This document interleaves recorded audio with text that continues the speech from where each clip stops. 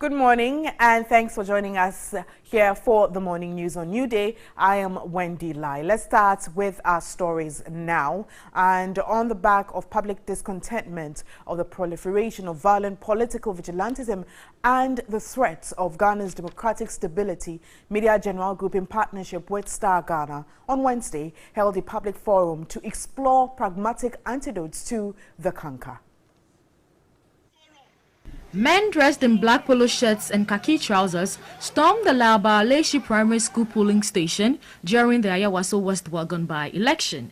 The men, who were believed to be working for the governing party, were alleged to have fired gunshots and slapped the MP for Ningo Prampram Samuel George Nete. Many condemned the act and called for investigations. Subsequently, the presidency set up the Justice Emil Schatz Commission tasked with unraveling the circumstances surrounding the Ayawaso West Wagon by-election violence. President Akufo-Addo, in his recent State of the Nation address, called on the NPP and the NDC to meet and find ways of disbanding their various vigilante groups. General Manager in charge of News and Media, General Abraham Asari, in his welcome address said he is hopeful the forum will be beneficial to all stakeholders. It is our hope that our audience and the general public will find this session instructive as we collectively work towards finding a solution to the issue of violent political vigilantism. Programs Director of Star Ghana Foundation, Amidu Ibrahim Tanko, urged civil society groups to go beyond the lamentations and engage in satisfactory debate in finding long-term solutions to the menace. All sections of Ghanaian society, civil society, the media, the private sector should get involved actively, constructively in trying to get this. And of course, when I say constructively, we believe that we need to go beyond the lamentations and see what role we can hold and we can play to hold our political parties to account. Representatives from the various political parties and civil society groups were present at the event. The theme for the program was finding a sustainable solution to the scourge of violent vigilantism in Ghanaian politics. And more on that, speakers and participants at the Media General's Public Forum on Vigilantism have called for more drastic steps by government and political parties to tackle political vigilantism. The forum, dubbed Finding Pragmatic Solutions to Violent Vigilantism in Ghanaian Politics, was in partnership with the Star Ghana Foundation. Former BNI Director Kofi Bentum Kwansen, who chaired the occasion, said the trend has dire consequences for Ghana's democracy. There must be the informed recognition that the nation is confronted with a tragic problem of vigilantism, which constitutes a persistent threat to national peace and security. This has to be addressed boldly and sincerely. But can we do this without a thorough understanding of vigilantism, with all its implications, complications, and nuances? No. We need to grasp fairly the subject of vigilantism if we are to deal with it. Very, very simple. If you don't understand the problem, how do you solve it? Contributing to the discussion, Director of Communications for the NDC, Kakere Samoa, said enacting fresh laws will not be the solution to the problem. A lot of people think that security people should be given, that the senior security officers should be given fixed tenures and that they should be independent of political authority. Am I right in saying so? I do not agree with you at all. First of all, policemen, soldiers, they carry weapons. They ought not to be given independence of action. They must be controlled by politicians who have the votes and the mandate of all of you. So that a policeman cannot say that he's going to arrest somebody simply because of it. No, a politician must make that decision. It's very important. So how do you go around it? Elect the correct person. You give proper orders. His counterpart in the MPP, Kofi Kapito, thinks the political parties are largely to blame for the trend. Why can't we order the police, any person that misbehaves, go after them? In the United States, when there's issue, they call what is called the National Guards. Okay, we can't live in a country Mr. Kwansin is a former security capo, and I respect him. The question is, the courts in Ghana, assuming a police officer is doing the right thing, by the constitution or per the constitution, would the court support him in terms of transfer, in terms of demotion, in terms of being sacked? We are in a country under a regime, a whole junior police officer who was on patrol on the Cape Coast Road was doing an inspection. A deputy interior minister who felt he was above the law decided to pass. He stopped that deputy interior minister. He quickly called the IGP. The IGP sends a MOWAC to go and haul that police officer to Accra. Do you think next time the police officer would attempt again? The question is, we know what is wrong with Ghana. Some more stories, and Deputy Communications Officer of the NDC, Kweku Buahene, has given his caution statement to the police CID as witness to the leaked tape in which the chairman of the NDC is alleged to have incited supporters to attack key personalities in society. Two other communicators, including Sami Jemfi and Okugan, were also invited. The communication officer, Sami Jemfi, his two deputies, Kweku Buahene and Akugon, both received invitation to report at the CID headquarters as witnesses to the ongoing investigation involving the chairman of Osuampofo. The NDC communications officers arrived in the company of their legal counsel, including former Attorney General Marietta Briwa-Pia Opong and Tony Letha. A member of the NDC legal team, Victor Adawudu, explained what transpired at the meeting. When they came, we came with them. They said they wanted to have a different session, so we are with Kweku Buahene. They've asked him the questions, what he knows about it. He said it, and we are taking his statement. I'm sure after the statement, the next thing is that we appeal to the police so that they can exercise discretion by giving us bail.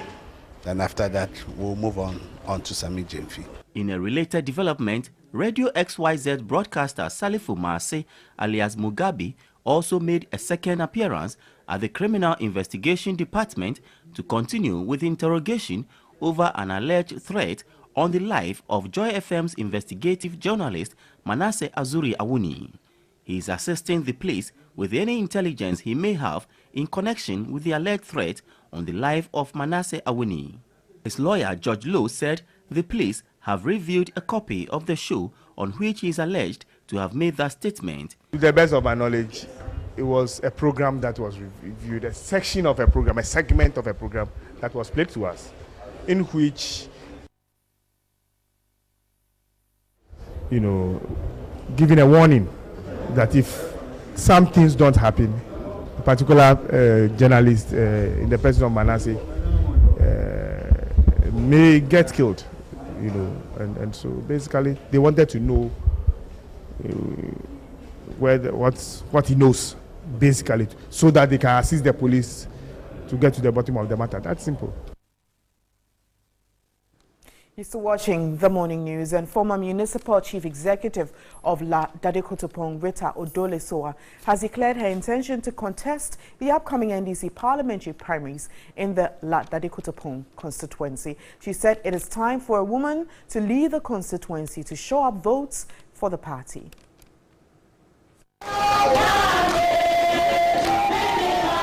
Hundreds of NDC women in the La Dadekotopong constituency thronged the meeting venue to listen to the former Municipal Chief Executive, Rita Odole-Soa, and reaffirmed their support to recapture power in 2020.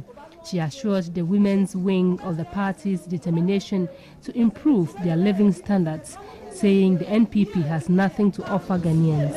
She said until a visionary leader is given the chance to lead the constituency, La and its environs will remain underdeveloped.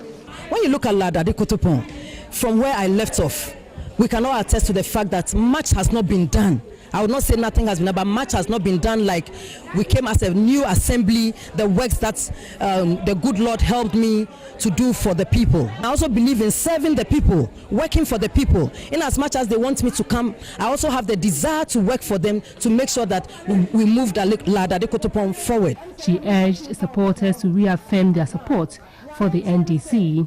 She said her roadmap would be pursued through a selfless, truthful and transparent leadership if elected. The people need somebody who will be able to continue whatever good work I started. And so another opportunity has come, and I believe that through that I can offer my services to the people of Ladadekotopon once again. She promised to build an economy driven by expansion of infrastructure and creation of jobs in the constituency. Let's look at some other stories. And the alleged militia said to be training at the Christian Castle in Osu, the I Group, has sued journalist Manasseh Azuri Awuni and the multimedia group, demanding 10 million cedis as compensation for the alleged defamation. Now, Manasseh Awuni, in a documentary titled Militia in the Heart of the Nation, claimed the group was operating a militia in convenience with in connivance, I should say, with the ruling New Patriotic Party. In its writ, the group noted without any reasonable, just or probable cause, Manasseh claimed in his documentary that the I Group was operating a militia, something the group described as slanderous and defamatory.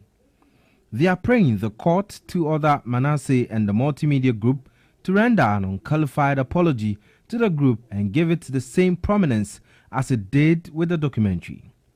The said apology should also be published in the Daily Graphic 4 times, the group asked. Again, the group is further seeking an injunction from the court to stop Manasseh and the multimedia group as well as their agents from continuous airing of the said defamatory documentary. They have also asked the court for general damages. The documentary, produced by Manasseh Azuri and broadcast last week by the multimedia group, has since attracted varied reaction, with the government distancing itself from the group, which it described as job placement entity. Some men and women dressed in suits were captured on secret camera undergoing drills at the Osu Castle, which was said to be an annex of the presidency.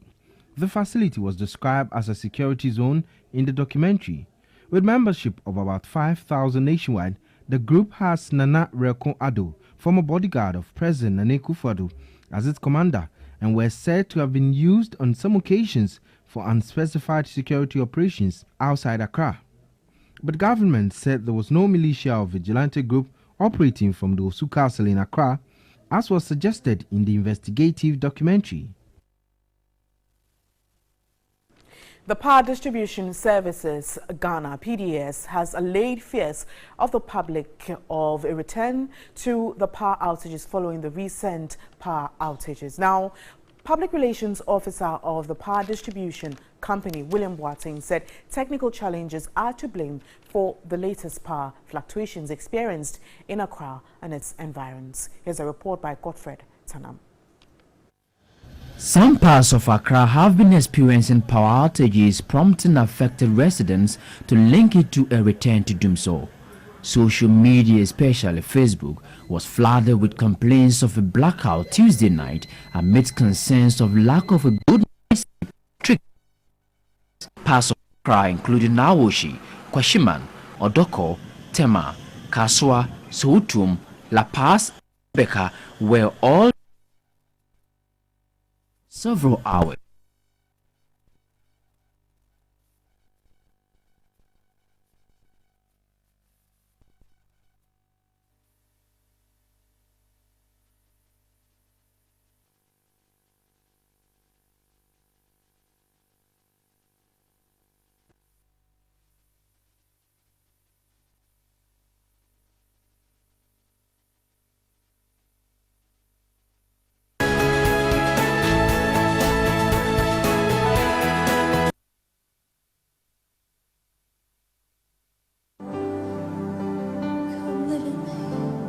God bless you. I greet you in the name of He who died and arose on the third day, Jesus Christ of Nazareth, to pull you out of darkness into His marvelous light. Join me on this station, a word that will move you to your next dimension, a word that will break every chain. And I promise you, you will encounter power, you will encounter fire, you will encounter light. Voice of the Eagle shows every Sunday at 7 a.m. on TV3.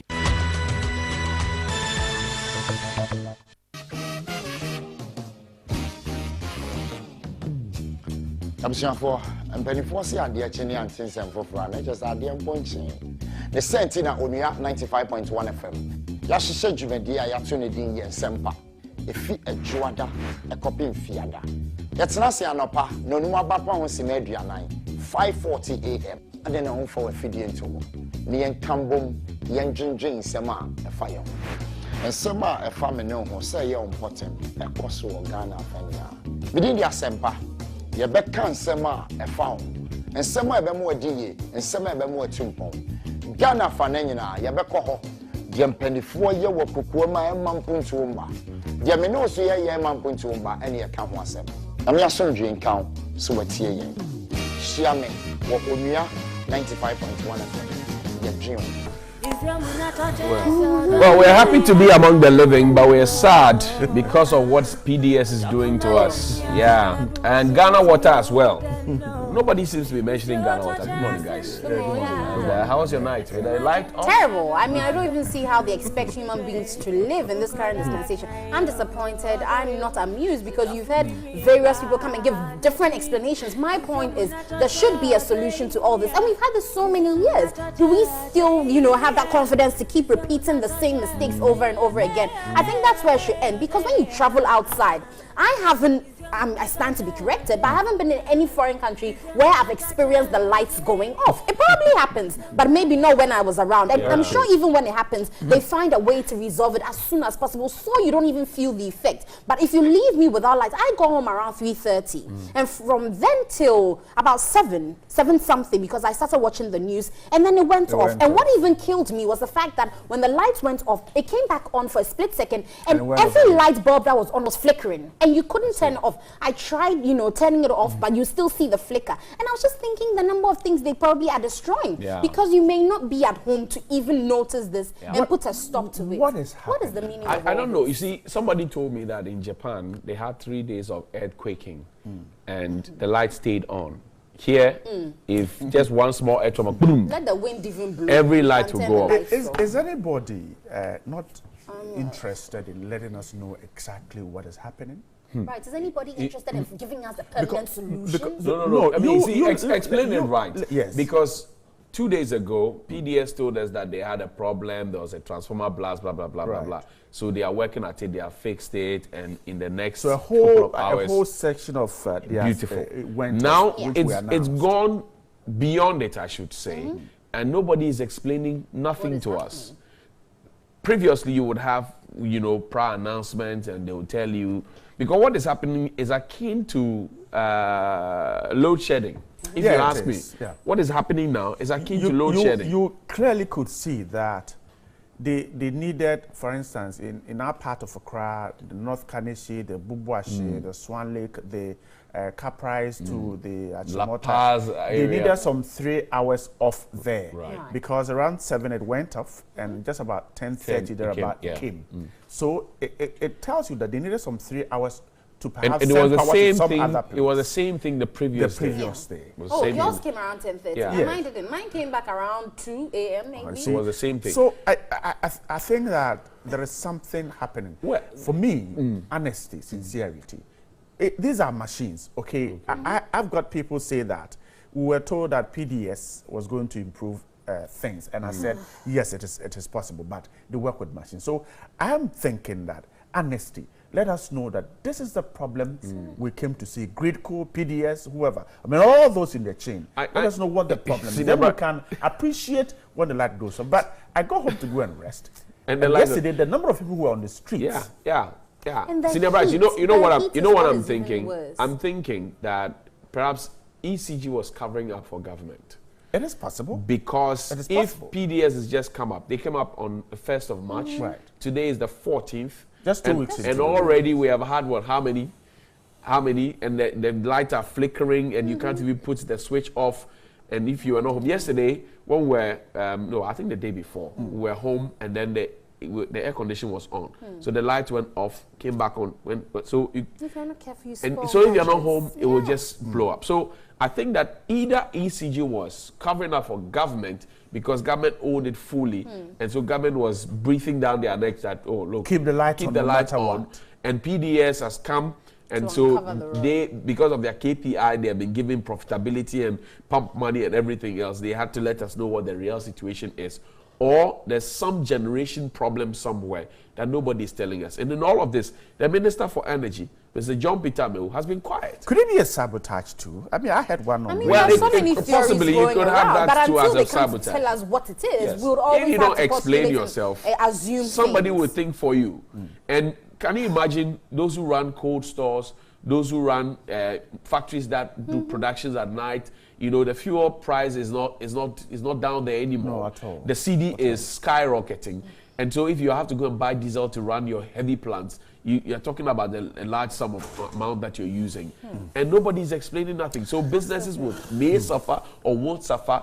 It'll have a ripple effect on people, you know, they employ and all But you that. see, what I'm hoping for is when we say we need explanations, that's what the country has become. Everyone thinks it's okay to come and explain without giving the solution. But the explanation should come with a probable solution. Because, of course, if you don't know the problem, then you can give us a solution. But these are things that, you know, it's something we need. It's a commodity that we can't live without. And so make sure that these things happen. Unfortunately for some of us, our electricity is attached to the water delivery. And so when you take away electricity, water delivery is also cash but you see, and you put us in that shouldn't let Ghana Water Company keep quiet, because my neighbors have been sharing pictures with me of how dirty the water is. And the irony of the whole situation is where just last week Ghana Water said, oh, don't buy sachet water anymore, drink directly from the tap. And you look at the water that's been given to you and it's so dirty. And I keep asking the question that we gave Ghana Water Company to Aqua Vitens run. What did we get from it? Because the situation pertains. Now we're giving ECG to PDS. I hope it doesn't remain what is the situation? What is changing? Johnny, the problem with Ghana Water, you see, and quickly, Mr. Stanley Marty and his team would go ahead and say that, well, we need money to deal with it. Their pipelines are exposed, okay? Their pipelines, almost, look, there's a drain that has a pipeline in it. Anytime I see that pipeline, I just keep quiet and say, so this is running into the homes of people. People are drinking. The pipeline is running through a drain, dirty water, and it is broken. So certainly the germs are water sipping in. Will sip into the treated water. This is the one you're seeing. The argument is that we're not saying Ghana Water is serving unwholesome water, but the pipelines that carry the water to our homes are broken, they are exposed, they lie in filth, and so dirty organisms get into the water. Okay, so that's the problem. And Johnny, we were back in school some 30 years ago. We were drinking the tap water. Today, if you send your ward to school, you buy sachet water, you buy bottled water. This is where just this week, I think earlier on Monday, I put a picture of me, you know, drinking with both cup, you know, from a tap like that. We used to do that back in the day. You can't risk it anymore. No. And what hurts me is that in all of what's happening, and I complain about it bitterly, ECG never ever had a toll-free number in any civilized society where you are providing service to multitudes and you're enjoying monopoly. The least you can do is to have a toll-free number where somebody has a problem, they'll call you. But as it stands now, you have to call 030 to 611 611. And then they will ask you to hold on. They will ask you all manner of questions, and then they will give you a code, and they ask you to call back to check later with your code and reference it. Go back to the pole and check the number on the pole. And I'm thinking, look, Ghana Water Company has a toll-free number, but in this day and age, where we have a lot of IT people around who are developing apps, couldn't we have developed an app that could trigger when a pipe goes off or the light goes off somewhere or a transformer blows up somewhere. It has to take somebody to call with their own credit. What if they don't have credit? Anyway, I enjoy the music that they play. You hear when you are out. Yes, that's true. But that's not what we want. All right, let's say what's coming up this morning. With yesterday, but Bright, you know, if you live in a compound house like with your wife, and you enjoy late night baths together. Yesterday you couldn't have done it because there will be a queue at the bathroom, right. So everybody will be bathing, and you couldn't have tried it. You lose that you right. Stand there when a couple finish. I mean, eventually you finish and then you start over. Oh no, but just before we check what's up on the lineup, Amma, where's your kidney? It's here. Where can you feel your kidney? We can palpate it, we can ballot it. But if I want to check where exactly it's right, I am unable to. Because you don't know the landmarks, but you can. But today is World Kidney Day. Yeah. So it's around here. The kidney is around here. Around your lumbar it's region. with the liver. Are they neighbors? Well, yes. Your liver will be above your kidney. I've been trying to check exactly where it is located, but I haven't been able to. But good liver and kidney is sweet, though. It's a kidney day, and the same worry that Johnny and Amma we've been talking about. The cost of dialysis is still in the news. I mean, it's the same. People are dying because they can't pay for dialysis. I don't know, but last year was same. Last 2 years, last 3 years, 4 years, 5 years. When is it that we can say that the cost of dialysis is down, and so people who have suffered kidney issues won't have to queue and pay? When we start taking health serious and we start making it a priority, I don't think this is beyond us as a country. I think it is just up to people to see it as a need because your people are suffering. And of course, when the education and the fact that we demystify health in the system becomes a reality, we shouldn't have an issue with this at all. Yesterday, I had a conversation with Dr. Ban. He works at the Kolebu, I think the renal unit, and he said that we're going to have the anniversary today in the central region. And then I asked him a question about including this on the NHIS. Right. He said they've been fighting for it for God knows how long. They have. But it doesn't it's happen. not, so the doctors who treat the people, the health professionals, they see how people suffer. Sometimes they end up using their own money to support them. And they know what the frustration is, because 3 hours per day, that's about 250, 280 cedis a day. And you have to come back every 3 days to come and do this. So the doctors see it. People die not because the machines are not there. People die because they can't afford it. They don't have the money to. So why can't we put this on the NHIS? Aside public education of, drinking and smoking and the other things, put this on the, because there are people who have already gotten it. You are trying to save those who haven't gotten it. But those who have already gotten the condition, how do you help them? So if you have the money, you can be saved. Yes. If you have the money. Or you get a transplant. Okay. That's if you get a donor. Which comes with the money as well. It's expensive. So salt, failing to release your bowels when they are full, and drinking, excessive drinking and smoking.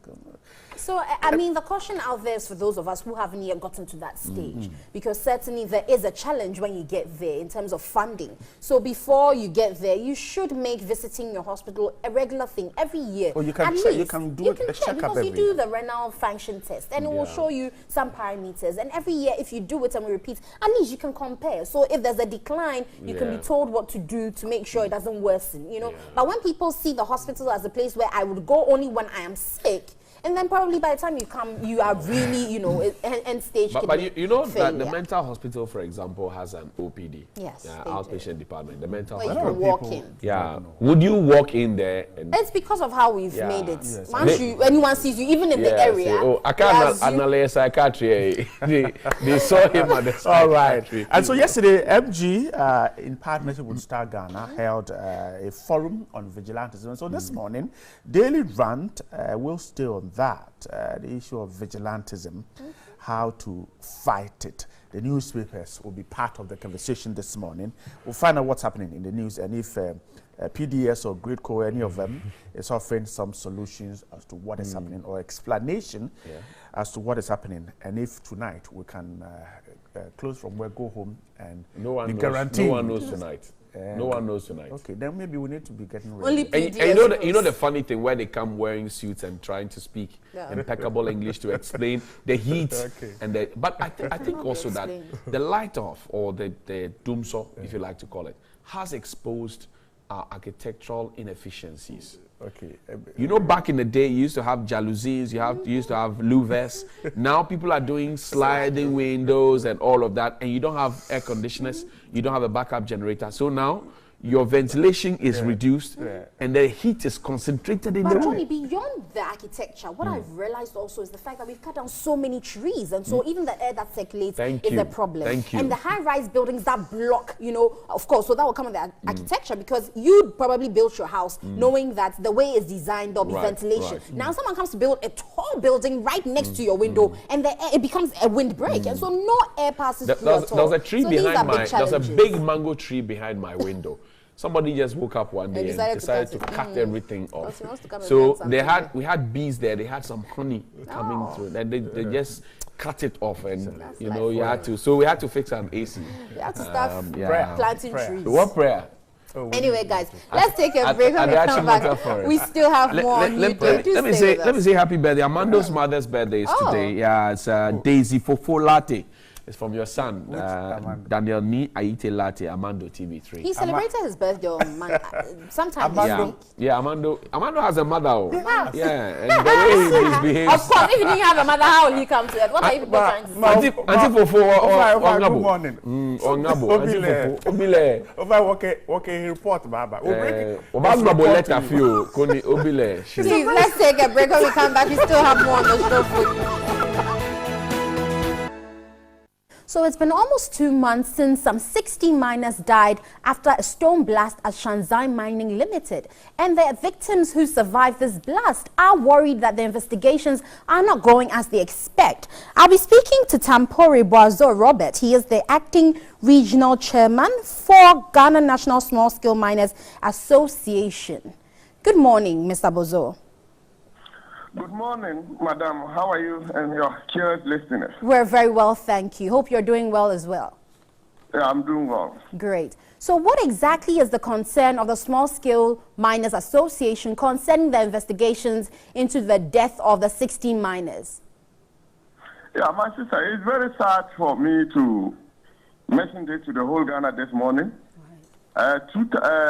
January 23rd, that Shanzi Mining Company, which is giving a mining support service to two small-scale miners, namely Pubuetaba Mining Group Construction and then Young Yella Mining Group Construction. And through their blasting smoke, killed about 16 people of small-scale miners who were working under Koshibansima in the same construction around the Bane mining area.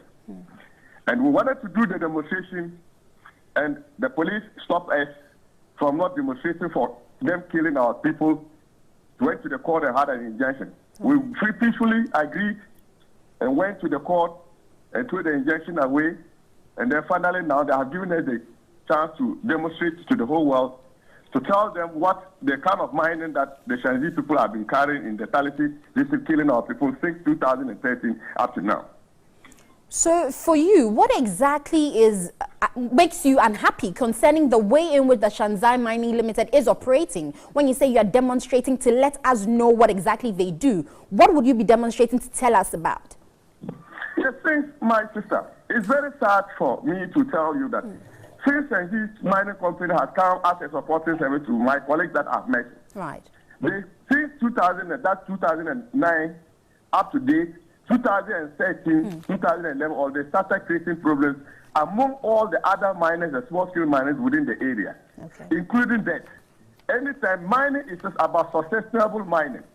But if you're a miner and you're not doing with the safety measures, and all the time, you blast and people who are closer by, you don't inform anybody and you blast continue killing people, and they themselves, they are workers that they have employed, blind, everybody here and there.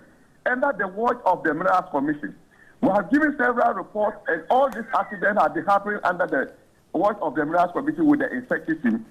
And they have never come out with anything fancy Shanzi about what they are doing. And up to date, that they have been continuing blasting, killing this number of 16 young guys that we just passed away last 2 months.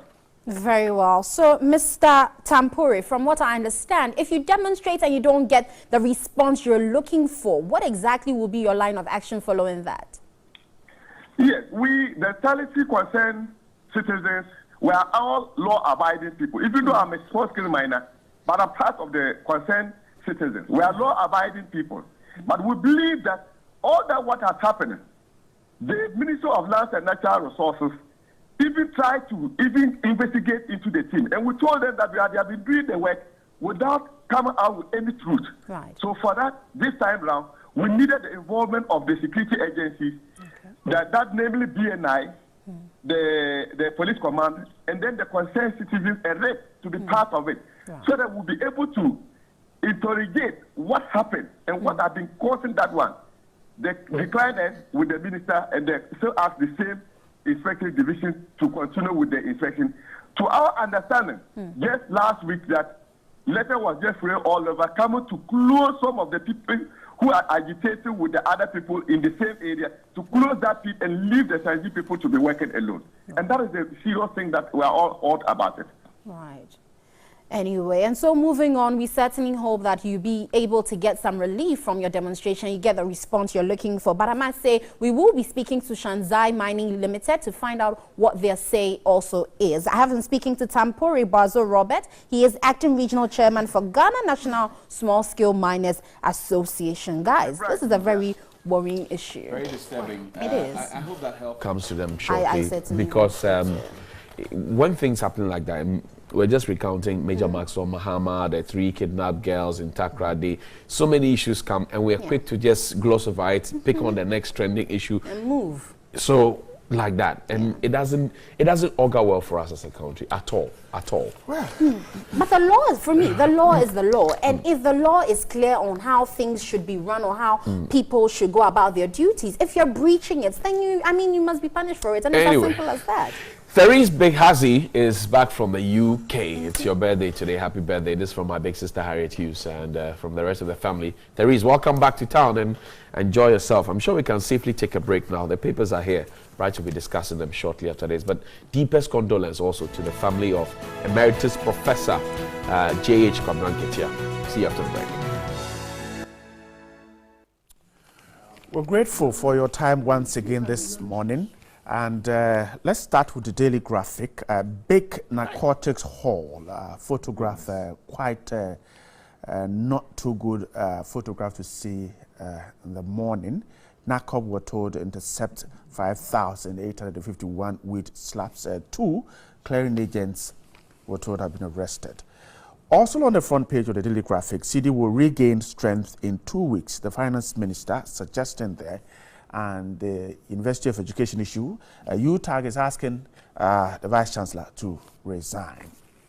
The Times says, let's have a multi-stakeholder dialogue, civil society organizations talking about fighting vigilantism, and the University of Education story also gets some ink on the Ghanaian Times. And teacher unions says they will hit the streets over Ghana Partnership Schools. That's on the Ghanaian Times. Daily Guide says the I Group sues Manasseh 10 million cedis over Castle militia report, and the death of the late Professor Kwabena-Nketia also announced on the Daily Guide this morning. My girls do the talking this morning. Member of Parliament for the Busa South, Honorable Dr. Clement Park is here. Good morning. Solina Loma. Solina. Kubasa. You respond Kubasa. Very well. I hope you're doing good. Good to see you, Bright. I could be doing better, okay, but by the grace of God, we are well. Good to see you. And we continue to do our best for our people. Great. Even if it is not enough, we hope to build on. We are grateful for your time. A member of the NPP's team, Richard Ahiagba, is also here. Good morning. Good morning, Bright. Bright. Doing good too. Very well. Thanks for joining us. Let's start with the city this morning. A lot of news about the city because the finance minister was in Parliament yesterday and the issue was on the floor. The Daily Graphic has a story on page 39.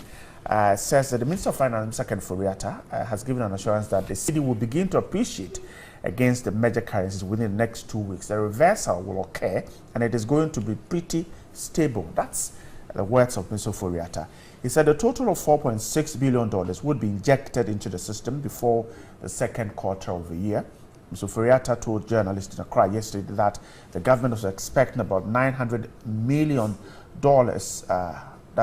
funding for the cocoa board and an additional $750 million to finance government intended short-term expenses. He said today as we speak, we launched our Eurobond, which would officially be close to $3 billion for Mr. Foriata announced. He disagreed with claims by some international news portals that the cedi was the cheapest currency on the continent. Mr. Foriata said the economy was doing well despite the recent depreciation of the cedi. For instance, he said inflation was currently in a single digit while growth stood at 6%. He's advising Ghanaians not to buy the idea that the cedi was the cheapest on the continent. Now, if you go to page 12 of the same daily graphic, there's a story here that I quickly want to draw your attention to. Now, an economist is suggesting that the cedi is suffering because of heightened repatriation of proceeds from government bonds as foreign investors jitter over the health of the economy after the exit of the International Monetary Fund.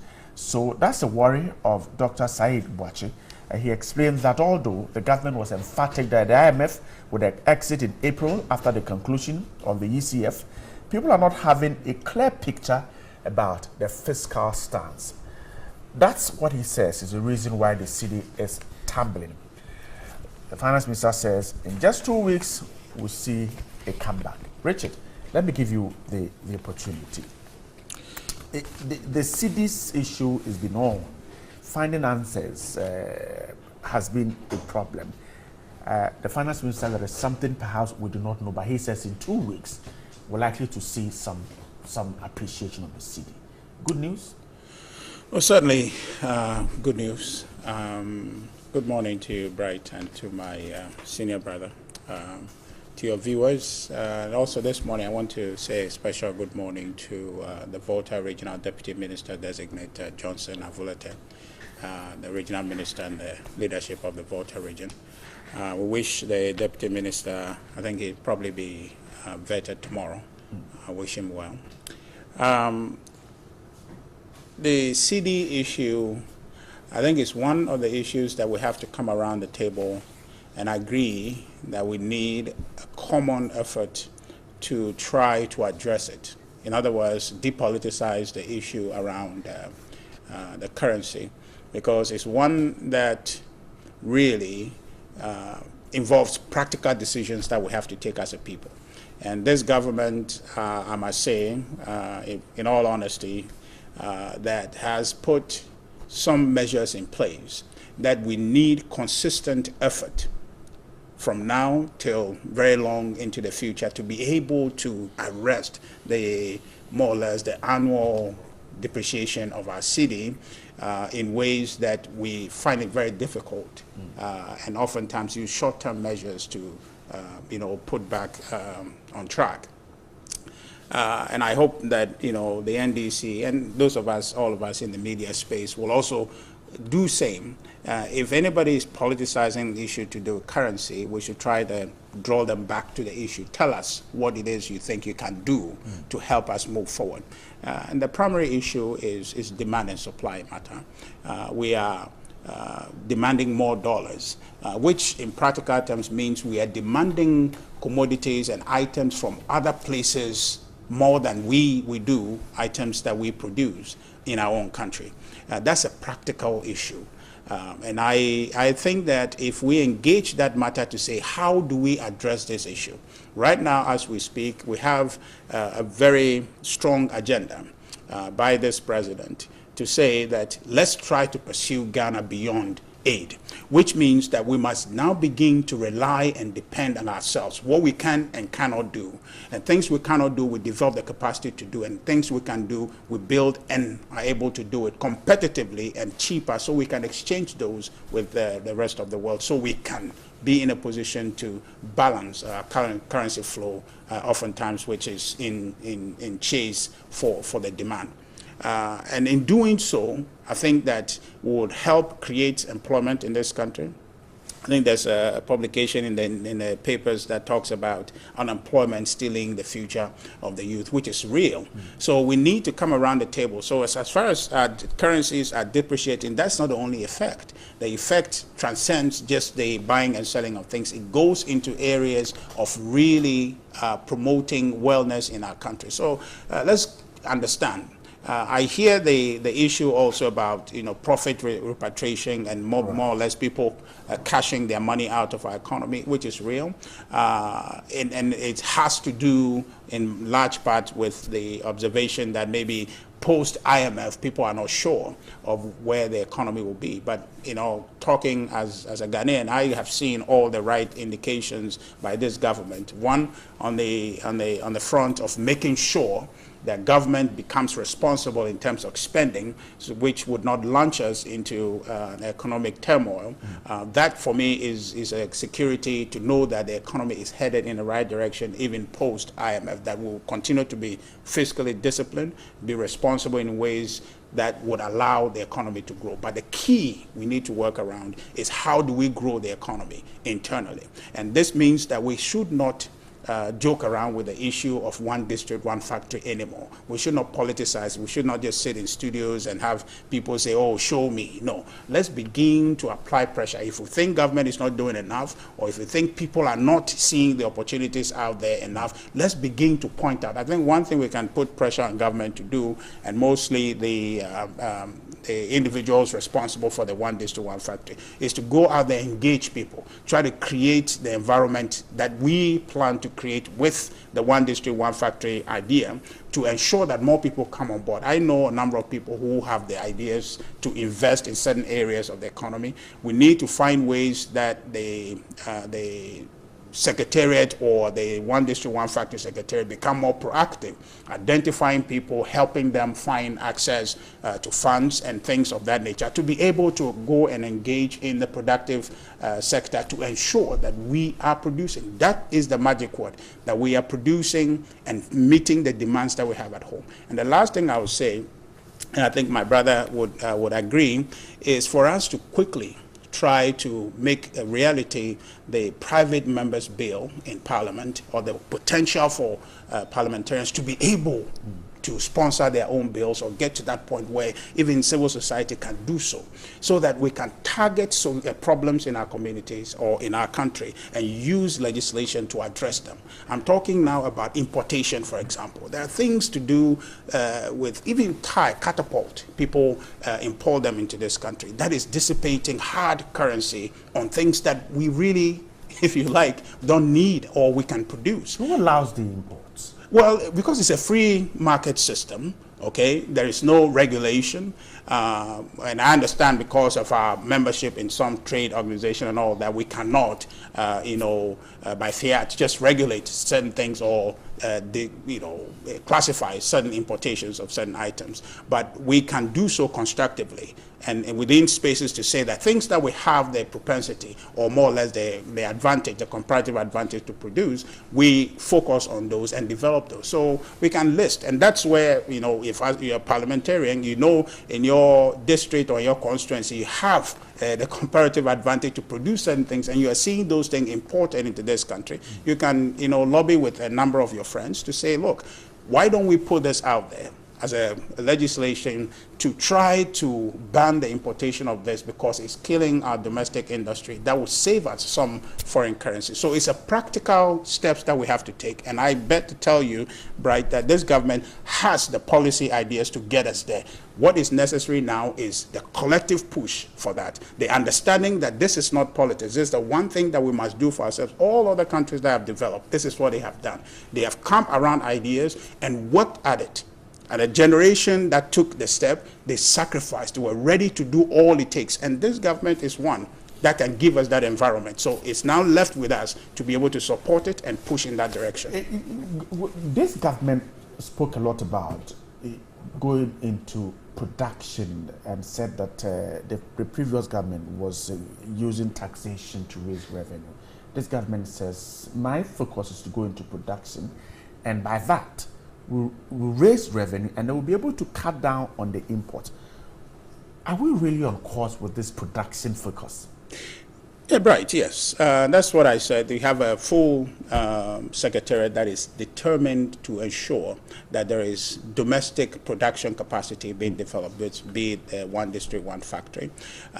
It's not going to be overnight. It has to be a consistent application of effort and policy weight to that particular idea. The idea is sound, and that is the idea we need going forward. But we just need to be consistent, and that's one thing I'll say also, that we in the media must continue to put pressure where we really need pressure to be, and that's say, what are we doing?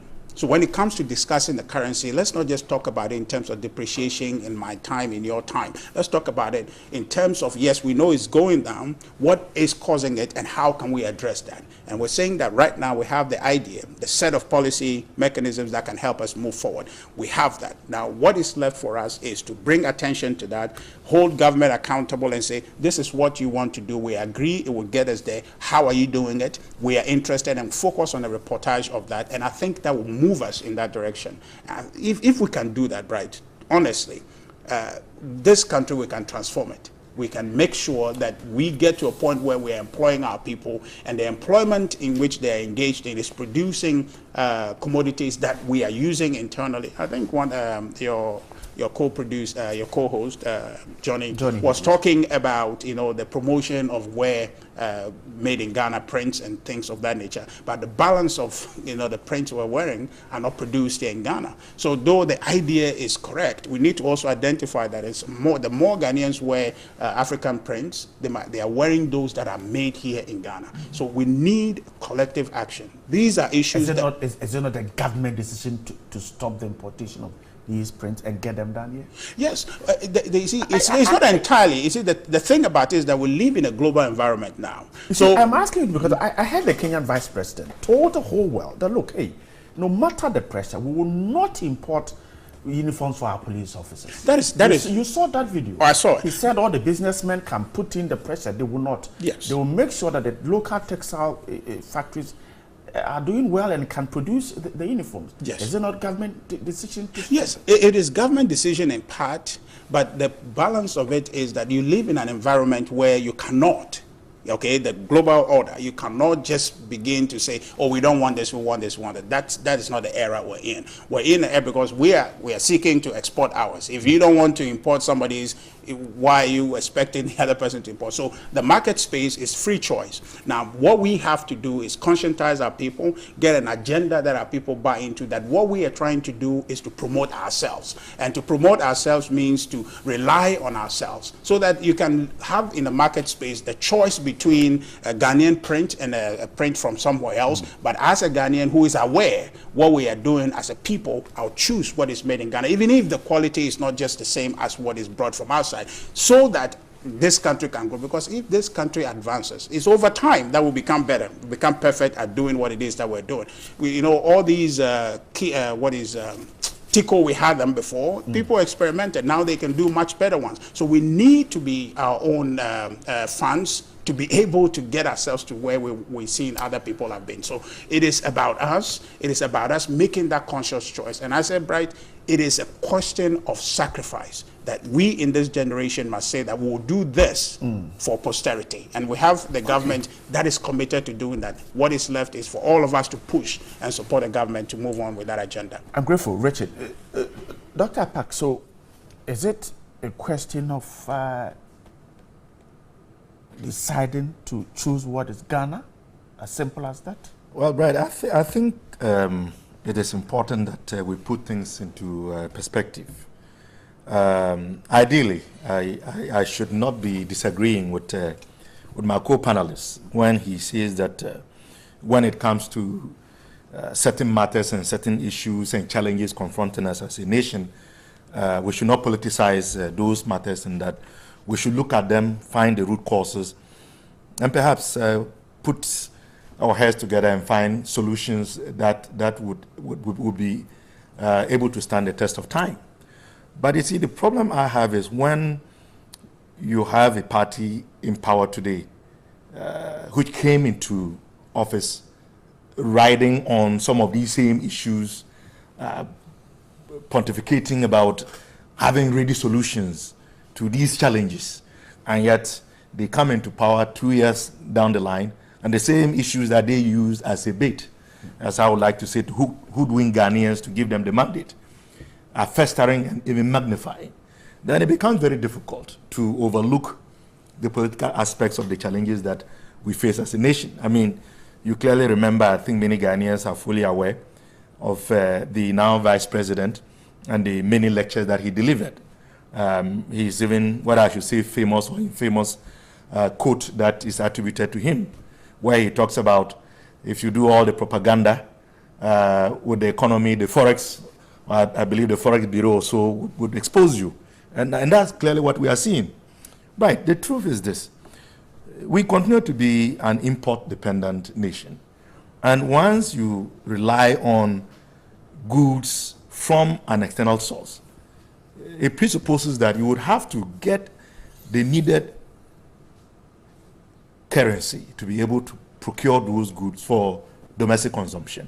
And that means that you would have to convert your currency into the dollar or any of the other currencies that are acceptable within the global market system. And so we continue to import. I agree, we import almost everything. But this is why at our time... We cannot stop it? Well, we can. And we have to put in place pragmatic steps, programs of action to address this. If you remember, do we see these programs? Well, they say they are trying, and he did mention the issue of one district, one factory. And we all agree that if indeed government is able to actualize this, it certainly would have a benefit to us, because we would be able to produce most of what we need and perhaps even have excess to export, which will even then bring us more revenue to take care of some of our other challenges. But the truth is this: the one district, one factory policy is not being implemented the way that we were all made to believe. As I speak to you as a member of parliament for Bulsa South and from the Upper East region, the last time that this issue came up on the floor of parliament, whereupon the Minister for Trade was invited to speak about, you know, where the factories were being set up and at what stages of completion they had reached. Indeed, he had said that in all of Upper East region, not even a single business promoter had shown an interest in establishing a factory in the Upper East region, let alone my constituency of Bulsa South. So, yes, it is a policy that government has introduced, but is it being implemented in a way that will give it effect as part of the avenues through which we can produce what we need, as she said, and I agree, create employment opportunities, and to ensure that our dependence on imports are reduced? I mean, why should we be importing tomato paste? Why should we be importing toothpicks? Even why should we be importing cow legs? Why are we still importing sugar? These are produce that I believe we have the comparative advantage in producing. I mean, everyone knows that, you know, in almost every part of this country you go to, the land is good enough to cultivate almost any type of crop that you want. We can even cultivate wheat. Rice, should I even mention that coming from Bulsa South, you know, the famous Fumbisi Valley located in Bedembilisi and many others. We can do all of these things, but are we prepared to do them? This is the issue. Are we prepared to motivate the private sector and give them the needed tools and accoutrements and create the enabling environment for them to do this for us? Because they have said, when we quizzed them about the one district, one factory policy, after we saw that they were beginning to change the narrative in the way it was supposed to be done, that this was not going to be a policy to be implemented solely by government. They were going to do it in partnership with the private sector. Now, as we sit, and I speak about the challenges that we are facing in Upper East and in Bulsa South, the fact that there is no business promoter showing interest, that presupposes that government has not done enough to create the conducive environment for the private individual to invest in that part of the country and in that part of the constituency. And look, the Association of Ghana Industries continues to complain. And I believe that if we are talking about the city and its poor performance as we speak, their worries are even going to be exacerbated, because they certainly would have to put in a lot more resources to get what they need even if it is to run their existing factories, let alone to look at establishing new ones. And of course, one village, one dam. Good idea. And I would benefit from that. Many Ghanaians would benefit from that. It is not only about the dams, if they were to be constructed, you know, giving the people an alternative, and if you like, you know, a reliable year-round opportunity to engage in farming. But it would also provide them employment opportunities and would even reduce the rural-urban migration. I mean, people from where I come from, you know, we have only one rainy season. So after the recognized rainy season is over, there's usually not a lot more economic activity.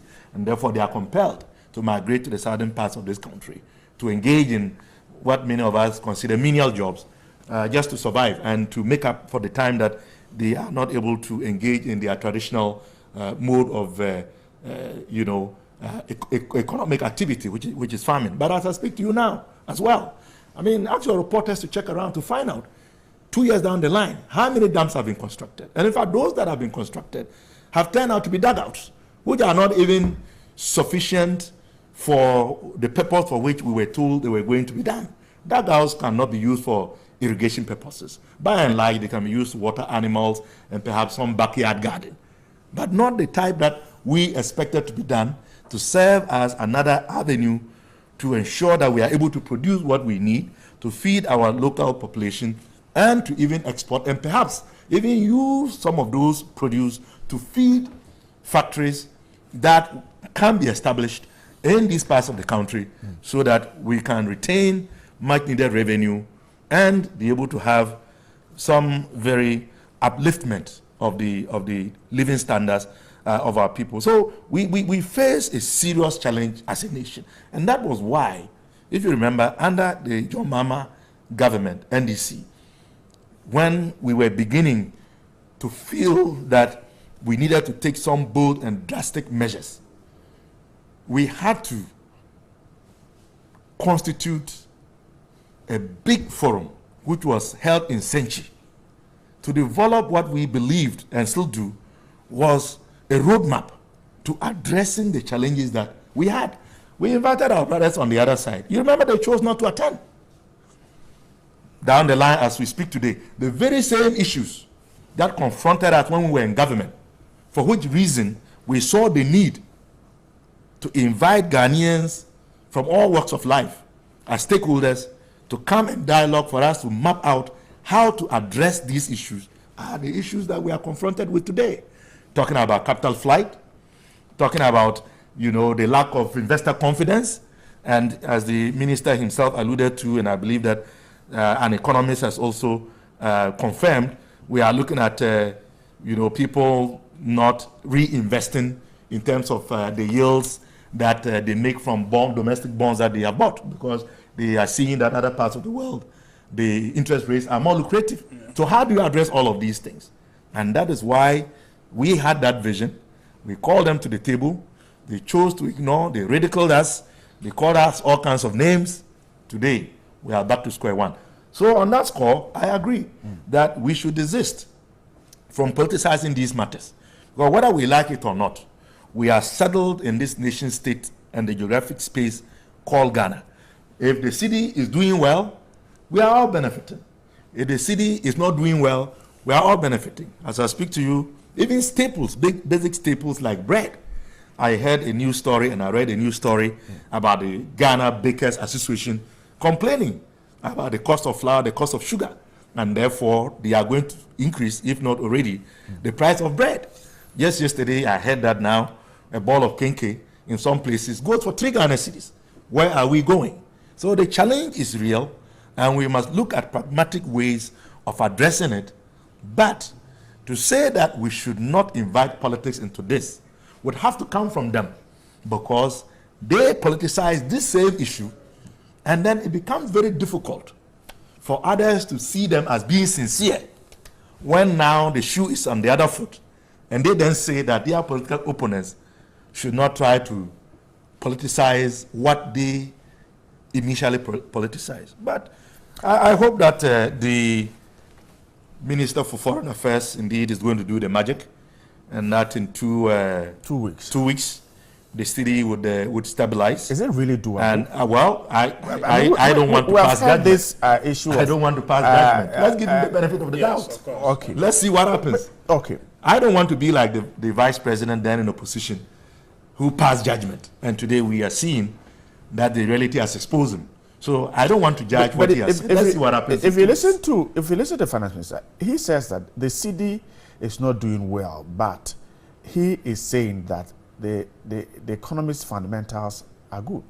Well, but you see, that is also where you see a contradiction between the mantra now that is attributable to the vice president and what he is saying. Because if we are to go by the vice president's logic, the performance of the city is the strongest indicator of the health of the economy.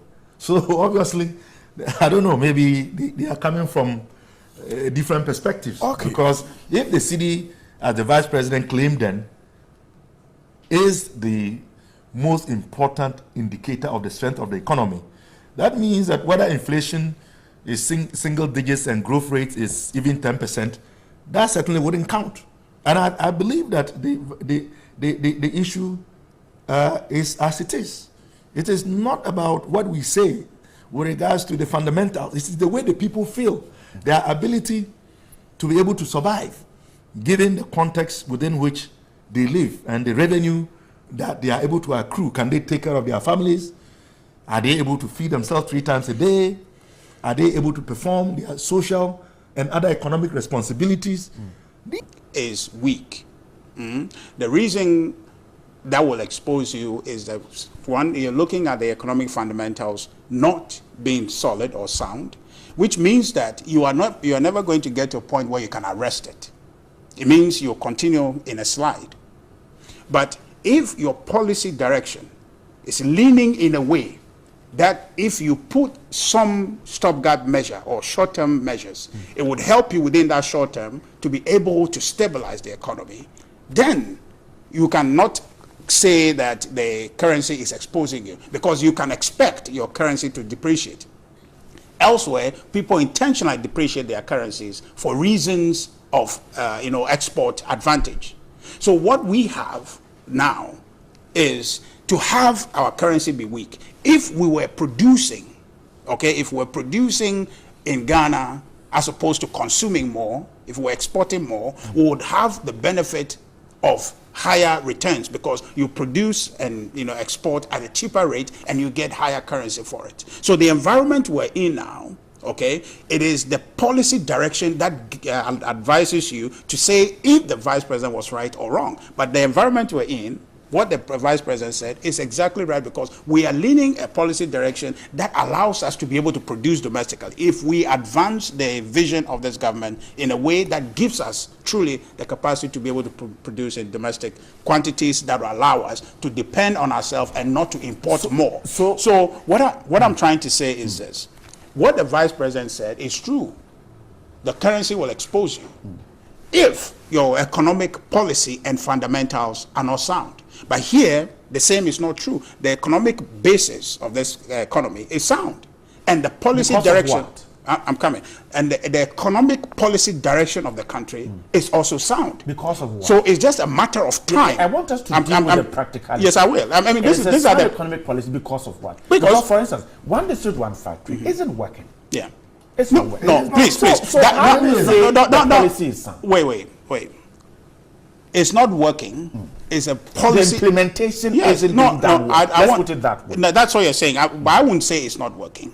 What I'm telling you is the economic fundamentals, we know what they are, augmented by the policy direction that you're pursuing. The difference between us and them is this, that you have hope that what you are doing will yield results. What is the hope? But that's what the hope. No. The hope is the policy. What is the hope that the city won't tumble again after 2 weeks? Yes, there is a clear possibility, although I don't want to pass judgment. That the city won't tumble again after 2 weeks. There is no certainty that in planning, you allow. In planning, we have short-term, medium-term, and long-term planning. Now, you are called upon in the short term to address certain issues with short-term arrangements. Now we're looking in the long haul to say that we've had this problem of currency depreciation over time. Now, how do we as a people address it? And the government shows up to say that we want to engage in production, which is the problem we know, that our consumption is disproportional to importation. So we get to a point where we want to take ourselves off a reliance on importation so we can produce and meet our demands, the balance of it domestically. So the policy direction of that government is in the long haul going to help you address this issue. But that doesn't mean that the short-term impact or the short-term occurrence of the problem will not happen. So where we are leaning toward is this, that we are planning and working, advancing this policy to get to a point where this issue will not happen in the medium and long term. Cutting down imports. And the policy of doing so, and see, that's to you see, right. Right. Let me I've heard this since '92. I mean, every government has said that one way to strengthen this economy is to cut down on import, and yet 27 years on, it's the same thing. Right. You heard heard me. Come and talk. There's no manifesto from since '92 that doesn't have the need to cut down on how much we import. Since But the question 1992. is, how do we do it? We're just saying it. Yeah, right. Since 1992, our parliament and basically our constitution hasn't changed. Constitution is part of this problem. My brother here knows the problem. Okay, if in Bulsa South, okay, we are able to produce rice, and him as a member of parliament, and sees that, okay, that is an industry my people can engage in. In the Volta region, you have the Avema rice, okay? We know we can produce. Right. So we as parliamentarians from the Volta, from other parts of the region, of the country, come to say, look, these are industries in our constituencies and districts and regions. So let's go ahead, sponsor a bill, okay, to find ways to limit or to try to describe or define the importation of rice in terms that allows for comparative advantage for domestic producers. But you don't have that benefit, that luxury now, for parliamentarians to be able to activate and help government in that direction. Let me ask you a question on this. Government controls all the basic schools in Ghana. Government controls all the basic schools, public basic schools. Under the school feeding program, the key thing was to use local ingredients in preparation of the food. I can tell you today that school feeding program schools are eating foreign rice. Over 800 senior high schools, government buys foreign rice and give it to them. Is government not stabbing itself in the back as far as importation of rice is concerned? Right. You see, that's a very good question, but we are stabbing ourselves in the back. You are involved, I am involved. If you have noticed, you have noticed. And then a headmaster says, I'm sitting here. I just returned from Bodi in Western North. The DCE says, I'm sitting here. My school, someone comes from Accra, Bufferstock, and says, I'm supposed to supply rice to you, 100 baht, foreign rice. Bodi district has rice sitting in their warehouses. They are not being bought. How am I a factor if the person who's supposed to give the direction isn't doing it? Yes, you see, the governance, we know you guys are integrally involved in managing this economy, right? So you identified, I didn't know that we are supplying, foreign rice to our students. I don't know that. So now you know that. You need to highlight that. You see, the president sitting in the Jubilee House have no idea necessarily who is supplying and what they are supplying at the end. You understand? So this is something you bring, and the president hears about it, and the leadership hears about it, and say, why are we doing that? And we have this problem. So go ahead and fix that. So it is a collective responsibility action. That's what I'm saying, that you, the media, your responsibility in advancing the agenda of this country is so enormous. You have not come to appreciate that. You understand? On this very issue, I think that if you bring positive pressure to bear and say, government, let's do this, this is what we have uncovered, and we push the buttons, government will respond. And in fact, we're lucky today because we have a government that is open and ready to do all it takes to ensure that we move the agenda of Ghana Beyond Aid and to take us to a point where we are depending on our own productive strength as opposed to being import reliant. Okay. Wrap up. Is there hope? Is there hope? Well, every living human being necessarily must always have hope. As I've always said, that is the one thing that keeps most of us going. We must always hope that tomorrow would be a better day. But let's see. You must hope against the backdrop that you are doing the right thing. Let's see. Which your government wasn't doing. See, he says he shouldn't politicize it. I'm just stating a fact. But in any case, let's see what happens. But to say the least, it is a worrisome development. In as far as the city's performance is impacting us negatively, no one would wish that it would continue.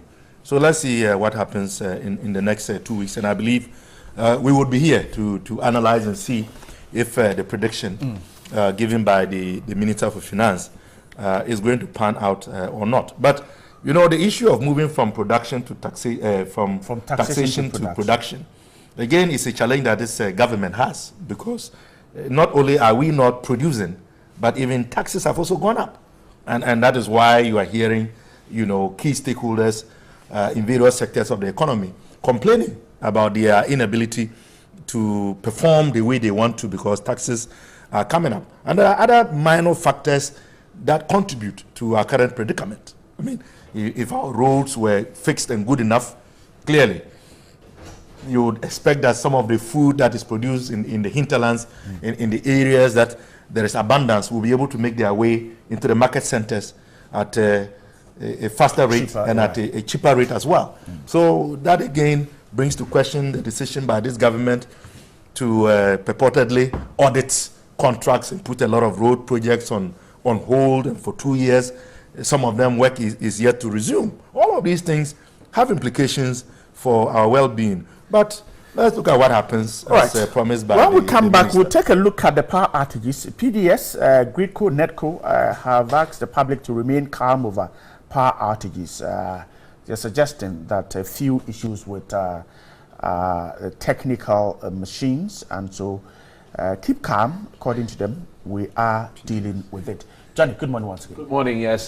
Can we keep calm in the heat? That's a question on my mind. Good morning, host. In fact, Ghanaian politicians, so if you're in power, then Ghanaians should come to the table and think about the CBD depreciation. But in opposition, so much lectures. In fact, Ghana is never safe in the hands of this MPP and NDC. My name is Masaudu Hamza Jr., aka Capello, Mkwanta South in the Oti region. The change we voted for. The NPP government always looking for solutions to make our lives better. This is the kind of government you need to make this country an enviable one. Second D boy, Kwamina Battels Jr. in Ashaleboche. Bright, have you ever seen our Ghana city depreciate and come back to its normalcy before? Our politicians will stop doing the same things, which brings us no better results. I'm disappointed in this government because they give us hope. Aram, Adenta News Site. Good morning, TV3. The NPP thinks Ghanaians will sit down for them to do whatever they want to do with our dear nation. Never. We will fight for our right. The vice president should stop, should be tickling himself and be laughing. 2020 is just around the corner. He and his incompetent boss will see the Abobole Bobo very soon, inshallah. Ismail Ahoroya Ali, Greater Accra Regional Zongo for NDC. Good morning, TV3. Please let Nana Akufo-Addo and NPP know that their Kumasi inner city roads are very bad, or in very bad condition. So for line interchange, which has been just 7% construction that's been done, is hanging. Crofrom Market, started by J. Kufuor, has been left to predator animals. Buankra Inland Port is left in the bush, and Kumasi Central Market, which Akufo-Addo promised to construct, is on constant fire. Oh, MPP, these projects will have effect on the 2020 voting turnout. Nana Kwesi Menshia Kumasi. Good morning, Senior Bright. I don't think PDS can help us. This doomsaw is too much for us, and the CD is the cheapest in Africa, no doubt about it. Well, 2020 is not far. Ima in Swedro. Host, in fact, I'm an MPP man, but our finance minister has to address the poor performance of the city. The rhetoric is too much. We should accept our failure and stop defending Suleiman Oto Sekendi Zongo. Good morning, TV3. Someone should apologize to Ghanaians or come back to do another lecture on the economy. Idrisu Mutawakilo in Tamale. We are cited, we're sitting on money, I beg your pardon, we're sitting on money, and yet we're hungry. In 18 months of my government, Ghana will be like heaven. 2 years down the line, and we're still putting things in place for 2 solid years. Putting things in place. In fact, the deception is becoming too much, which can lead us to destruction. If you then need support, but someone Well, I think that it's long and winding. I can't see the punctuation. Tell Richard that we can't come to the same table and sit to discuss anything about our city and economy. They play too much politics with it. Do you remember the Century Conference? We leave it to posterity. Era Madenta Nisai. Comrade Nyavo. Naya in offense. So according to Dr. Baumia, when the fundamentals are weak, the exchange rate will expose you. Already, exchange rate has exposed Nanado and Baumia's government. Under your watch, banks are collapsing all over. Prices of goods and services have escalated. Ghanaians are suffering. Fix the economy for us and stop lamenting. Right, this MPP government is just clueless about everything. Common sense will tell you that if you use your dollars to import toothpick, rice, and rotten chicken, the cedi will go down. Most of their explanations are irrational. Kweku La Paz. AU Farouk in Tamale. The PDS has done nothing wrong concerning the Dumso. Is the act of this incompetence of the MPP Nanado's government. Good morning, TV3. The demonstration at UEW is being overhyped by journalists. Majority of students are not taking part of the demonstration. It's just one department involved in the demonstration. I fear for the future of Ghana because if the future teachers of Ghana can go around campus and empty all the bins on the ground just to litter the environment, all in the name of demonstrating, then I wonder the kind of persons we're bringing up as future leaders, future teachers from Wedeba.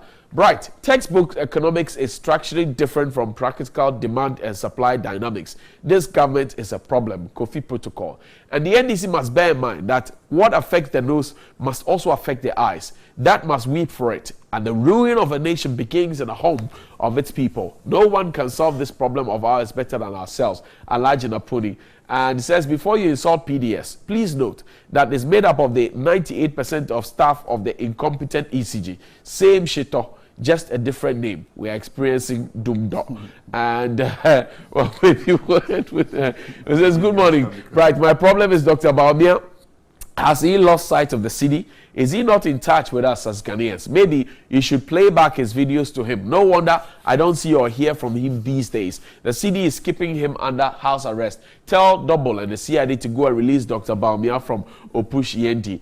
And from Teacher Constitution, I know the NDC are not ready to fight vigilantism. Well, because they are born out of violence. If Dumso is back, we should blame former President Mahama because immediately he declared his intention to contest election 2020, Dumso started again. This clearly shows that former President Mahama eats, drinks, and baths with Dumso. NDC in opposition forever. And finally, you resume management of our power supply, and soon after you welcome Ghanaians with Dumso. What impression are you creating for yourselves? Why didn't you carry all the maintenance work, carry out all the maintenance work with ECG before taking over? The truth will expose you, people. God bless my incoming MP for Tamale Central Constituency, Ibrahim Mutala. And guess what Tilapia has got to show us this morning? It's talking about the antidote for Dumso 2019. And there's it. Take a look at the cartoon. Okay, so a bit of explanation. There's a family in distress. All the doors and windows are open. It says open doors and windows. Mosquitoes are flying around. And I'm sure you recognize that mask from DSP Azugu, yeah? In case of mosquitoes, apply Azuguism Fury. Tilapia certainly is a very bad boy. Right, thank you. Grateful Johnny is our cartoonist in-house cartoonist. Yes. I'd like to meet him. He's very creative. All right. Now, the power outage, quickly before we touch briefly on the University of Education, if we have time. The PDS, the new person or the new entity, Power Distribution Services, Gridco and Netco, are suggesting that we remain calm over what is happening. Perhaps they need to tighten up things first before they can settle down to real work. I guess that is the situation we're seeing ourselves in now. Yes, I think the PDS situation, well, we're calling it PDS because it's PDS, not ECG anymore. Right. Though we still have ECG in the mix. The explanation, I think they would have to, PDS and the other people upstream in the chain may have to devise ways of engaging Ghanaians, and maybe Minister of Energy. I'm very much the words of the minister is playing in my mind right now. How he plans to focus and make sure they deliver to the agreed KPIs and the parameters for the compact.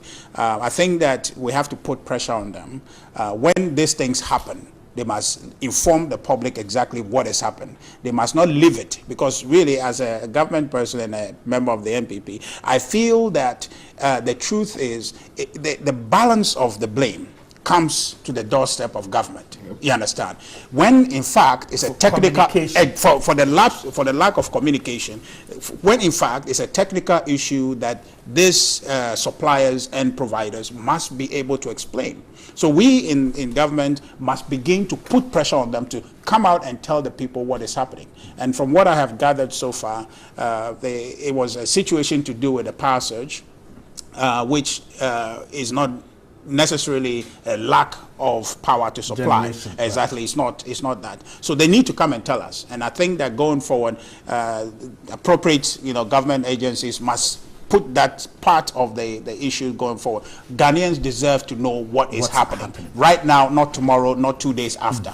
And that's where we must go if we really want to ensure that our people are properly served. They're paying for their services, and they have their responsibility to give them information as and when it's needed. So I think this situation, I think, is a temporal thing. It's not something that is due to lack of power, but it's a structural distribution issue, and hopefully it will be fixed very soon for all of us. Dr. Park, so the good news is that it is not a generating issue.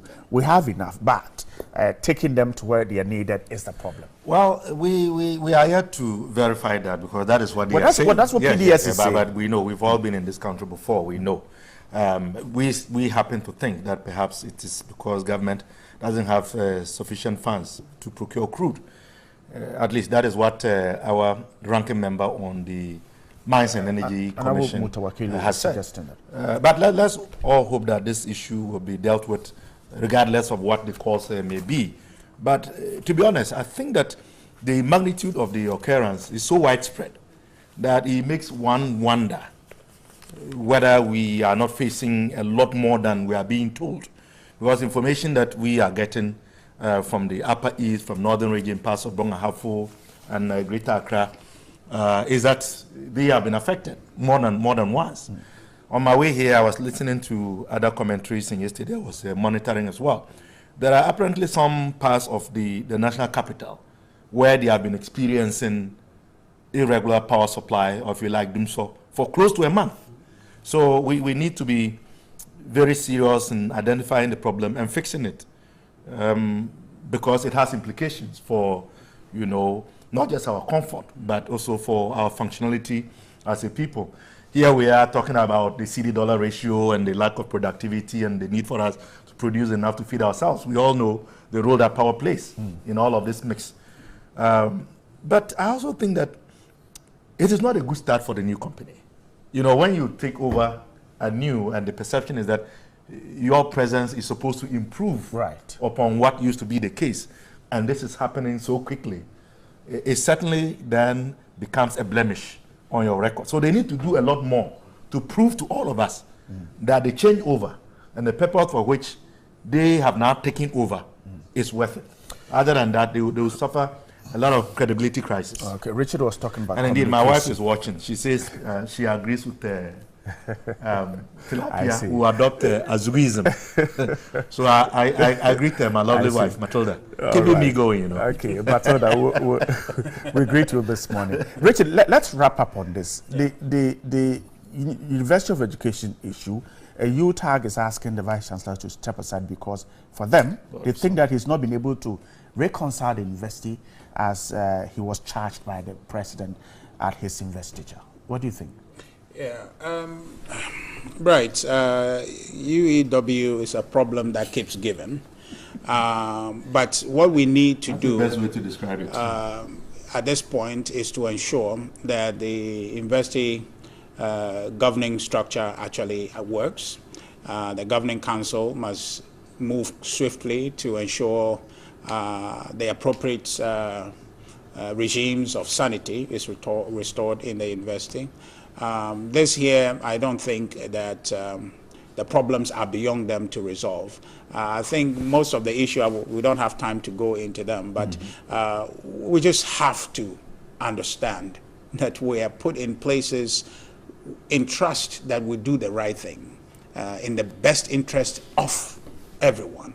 And I am saddened that the individuals involved are in many ways disappointing the high confidence that was reposed in them in many people, by many people, especially the president. Exactly. We have a responsibility to ensure when an office is given to us. One thing, Bright, that is a problem for me in this country is that when people walk into offices, they become larger. They feel it's about them as opposed to being about the people they were put there to serve. I don't think the president put him in that office to serve himself. He was supposed to serve the university and the university community, and by extension, all Ghanaians. Let's focus on that. The continual, issue coming out from EEW is not good, and there must be a point where we draw the line and say this is enough. And I hope that the University Governing Council can do the right thing and ensure that that university runs in peace and the students go about their business. All right, Dr. Park. Yes, I would say that it's a very worrisome development, to say the least. I think by and large I agree with the rendition narrated by my colleague here. You know, I was drawn from academia myself, and I was very involved in university governance, and I know the structures. But from the information that is coming out, and as a member of UTAG at large, I happen to side with the content and complaints that UTAG has made. There are rules and regulations, the structures are there to be followed, and therefore it is not proper and right for anyone, regardless of the position you occupy, perhaps because of that position, you then try to use that as a basis of settling personal scores. And I think that this is a great disappointment to what the president had wished would be done. Well, we all know how far issues went, what occurred, and the remedies that were being proffered. But as a new member of the Parliamentary Subcommittee on Education, right. I believe that it is important for the committee to also take a critical look at this issue, because there are some structural issues that are coming up as a result of what is going on. But all in all, we need stability to allow for teaching and learning to progress. At the end of the day, it is the students who are going to bear the brunt of this. But even so, we must make sure that there is fairness and equity. People shouldn't be punished because they have divergent opinions or do not agree. That is academia. Academia, you are supposed to have divergent opinions, argue the issues out, and agree to disagree. So I think that the right thing needs to be done, and those who know what to do should do that. Do it. Okay, I'm grateful. If you just give me one quick second, it has something to do with this. This morning, I didn't want to talk about it because it was a bit gruesome. On the motorway coming in, this morning, right after the toll booth coming into Accra from Tema, somebody knocked down by a vehicle. Subsequent vehicles walked over him, and it was right there in the middle, and fast speed lane, everybody was just passing by. I stopped to see what it was, but I had to go a bit further. I called some stations, I don't know, but just to draw your attention so, to on the motorway. On the motorway, after the N1. Yes, the motorway, actually, the Accra Tema motorway, right after the toll booth. Yes, the police into quickly Accra. should get there and deal with it. We're grateful. Richard Ahiagba is a member of the NPP's team. Dr. Clement Park, MP for Your good brother. Thank you for coming. Thank you for coming. Thank you. Missy is waiting for you. We'll be there. And thank you for watching. See you later on. Start a factory. Welcome. Let's talk about business and how to broaden the African horizon and speak about how to push the African agenda to the next level. I've been joined by Her Excellency, the Sierra Leonean High Commissioner to Ghana. I'm talking about Her Excellency Frances Virginia Anderson. Madam, welcome. Good morning. Thanks for joining us. Thank you. You look great. Thank you very much. I see. Thank This you. is authentic African fabric. It really is. Absolutely. Let's talk about this event that the Sierra Leonean High Commission wants to host in Ghana. What is it? Well, it's an investment seminar, and it's actually happening for the very first time in the history of our existence in Ghana as a mission. And this is actually geared towards getting people to know that apart from the civil war, the Ebola, the mudslide, and we have a better story to tell, and we have better things to offer. And so that's why basically we're doing this. Why did it take Sierra Leone so long to do something like this? Well, I'll tell you that it is because God has blessed us with a leader in the person of His Excellency Julius Maada Bio, that is not only giving lip services, he's actually leading by examples. We had an induction of newly appointed ambassadors and high commissioners for the very first time in our country for 3 days. And so during that period, he opened the session and he made a very emphatic statement that we're now moving from traditional to economic diplomacy. And so that encompasses everything that has to do with international economic activities, that has to do with import, export, investments, and free trade amongst the rest. So I just thought that it was time to do something that has never been done before. So let's talk about the scope of the stakeholder conference or investor conference. What are we going to be talking about? We'll be talking about the sectors that are in the President's flagship program. We'd actually take them, in batches. One by one. But this time, we're actually having about 6 of our ministers that are going to be led by the Honorable Minister of Foreign Affairs himself. And all the presentations will be done by the heads of the ministries, the ministers themselves, to highlight the areas that are, that investors can come in to not only support the country, but also make something. Tease us a bit, Your Excellency. What are these 6 sectors that we're talking about? We're talking about, of course, the education. The education is the tertiary and the tertiary level. Because for the primary, it's already free. So we need infrastructure. We need the expertise also as they graduate from the SHS. So we're talking about health. We'll be talking about marine resources, energy, and then tourism. Yes. Of course. I see. Is this limited to only Ghanaians and Sierra Leoneans? No, it is not. Now, to make it really superb, I decided to involve my colleague ambassadors, not just those who cover Sierra Leone from here, but to also reach out to the others whose nationals are already integrated into the system in Ghana and want to branch out into Sierra Leone. And, so that we also promote cooperation, not just because it's Ghana and Sierra Leone, we always have a very, very wonderful relationship. So we extend it to the others as well. Now, when are we meeting to have this conversation and where? Well, it's going to be on the 27th of March at La Palm, Royal Beach Hotel, right here in Accra. What time are we starting? We'll start at 9 and prompt. 27th, 9 a.m., La Palm Royal Beach. So let's assume that the conference is ended, the conversations are done, everybody's excited. What happens? Well, there's a trip that has been arranged for those who would be going over to Freetown, so that they'll get to meet a bigger group there. And get to meet the other ministers who will not be coming over. So we meet them one-on-one as well, and then come back to get prepared so that they could go and lunch. And the most important thing is at this time, the mission will become the relationship officer for any investment that moves from Ghana.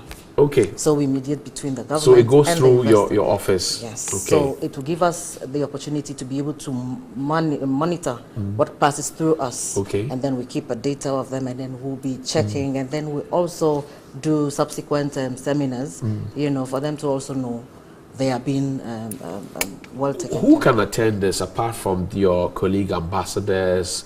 Who can attend this at La Palm on the 27th? Oh, we have private, it's open to the private sector, it's open to practically everybody.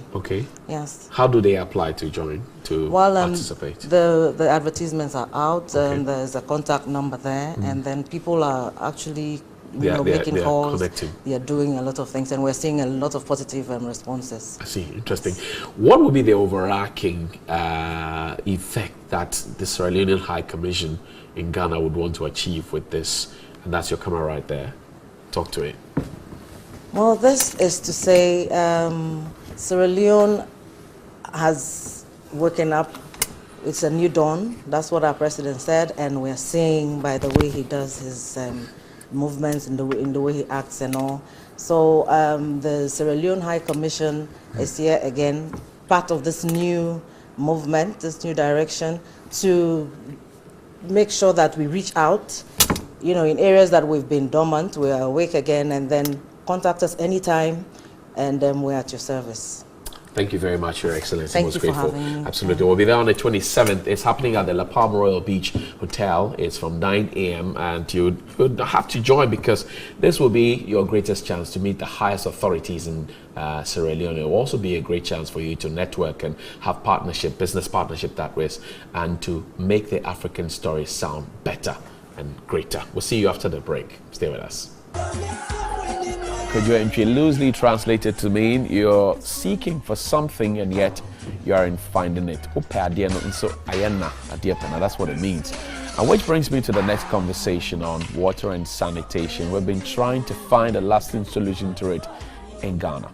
Across the world, Ghana is ranked, way up there. The negativity is high. How do we turn our story around? I've been joined this morning by Madame Loretta Roberts. She's the WASH specialist from UNICEF. Also, Alberto Wilde is a country director of global communications. Ladies and gentlemen, welcome. Thank you very much. Thank you. What would be the global outlook, first of all, on sanitation, open defecation, and all the issues that we want to talk about? I'll start with you, Oscar. What will be the global outlook, first of all? Let's try and put it in perspective. Okay, thank you. Well, the world, as unified, has decided to eradicate open defecation worldwide. Right. We are going to what we call the Sustainable Development Goals, number 6, to eradicate open defecation. Right. And Ghana is on track of doing that by 2030. So the government, along with implementing partners and donors, are trying to put measures in place to attain that goal, which is a huge and ambitious goal, but is doable. I see. Loretta, the last time I checked, Ghana was second in Africa. We're spending billions of cedis, to try and stop this. Has the story changed? Well, Ghana's story has not really changed that much. The good thing is that there are communities that have completely eliminated open defecation. But then the coverage is still quite low. I mean, it may interest you to know that out of 26 countries worldwide that have been identified by UNICEF as carrying the highest burden of OD, Ghana is one of them. But we have made some progress in the sense that at least now we know there are solutions out there. So the situation is not as depressing as it used to be. But then we need to scale up our interventions for us to make the required progress towards the sustainable development goals that Mr. Alberto spoke about. 2030, are we within the timeline? Are we able to achieve an eradication of open defecation in Ghana by 2030? I think it is possible if we have both the political will, which should translate them into financial provision for services. It is possible. Alberto, what are the challenges that you have encountered in trying to achieve this goal of 2030? Tell me about it. The main challenge is the behavior. We often we want the government to solve every problem for us. But we have to apply what President Kennedy said before. It's not what the country can do for you, it's what can you do for your country. So the change has to start from ourselves, our behavior. We are the ones doing open defecation. It's not the government. So unless we change our behavior, we cannot expect the change overnight. So it's the same with sanitation. When we said, oh, pollution is a problem, plastic is killing us. No, plastic is not killing us. We are the ones buying the plastic and throwing the plastic. So this is the fundamental issue with open defecation. Unless people, every individual, change their perception about open defecation, we cannot change anything. So That's the starting point, and then everything will roll out automatically. Loretta, we have then decided that, okay, let's set up a Ministry of Sanitation and Water Resources to look at it, have a framework, plenty English, and all of that. In terms of construction and usage of latrines that people can access to prevent them from openly defecating, what levels are we now? Are we doing better? Are we not? Okay, so I think the establishment of the ministry is actually a step in the right direction. Right. As you rightly know, once you have focus on a subject, it makes it much easier then to make progress. Okay. In terms of our statistics, according to the last JMP, we still just have about 19% of the population still practicing open defecation. Right. And then there's another 57% who are still using facilities that you cannot tag as improved, because some of them are shared. So it is, we haven't made that much progress in terms of the statistics. But as I said, there are interventions on the ground. Okay. We currently have over 2,000 open defecation free communities in Ghana. These are communities that have completely eradicated open defecation.